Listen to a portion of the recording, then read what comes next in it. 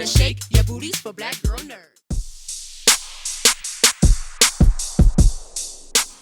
In Harriet, we are gifted with the opportunity to see wealthy, free blacks, as well as life on the plantation.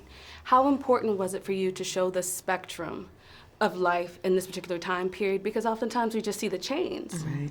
And that's what I liked about the film. It was incredibly important to me. I really wanted to show kind of the intricacies of what it was like for these people, enslaved people living next to people of color who were free in the South, and also the difference between Northerners and the abolitionists that were kind of, some of them more Victorian than Victorian and incredibly eloquent and almost highfalutin, you know, compared to this girl from the South, you know, from a small farm in the South. And I thought it was important, all of that texture, you know, we draw from so many experiences as black people and black people in this country.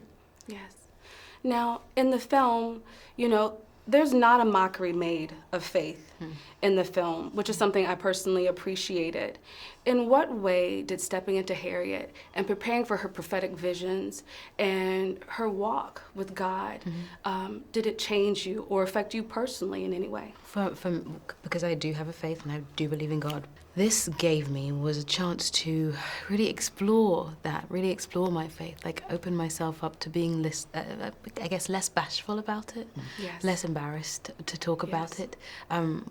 In talking about her in this process, I've been able to like express the fact that I do believe in God, and you know, it gave me a chance to really explore what it is to pray, pray real prayer, you know, ask for things. Certainly, like I wanted to make sure that the space was good for her. I wanted to make sure that we were all safe. I would pray for us all in the cast, all in the crew, and I would do it without being ashamed. And like, you know, that for me is a new thing, because I guess in this business sometimes people frown upon it, and I get a bit bashful about talking about it.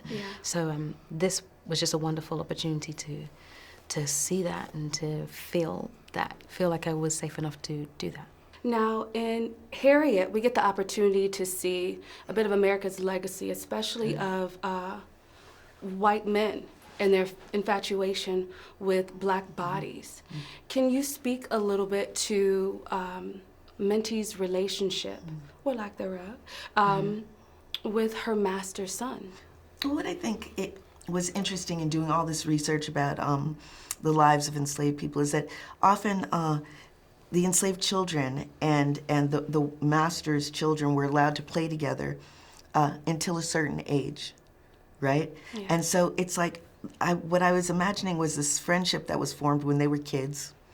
You know, I looked at pictures that were incredibly haunting of children, enslaved children, playing with the little white kids, and they're using them as they're playing with them, but yet using them to serve their purposes. And there's a really haunting photograph of I think it's a little girl on a young girl, her back, and it frightened me so much. And so I thought they had this weird relationship from childhood, and then as they grew up and they're separated and not able to express, of course it's not normal friendship, somehow he feels that there is this friendship and this tie between them. He has feelings that he can't explain, you know, but the primary feeling of his is that she's a possession, she's his. Ownership.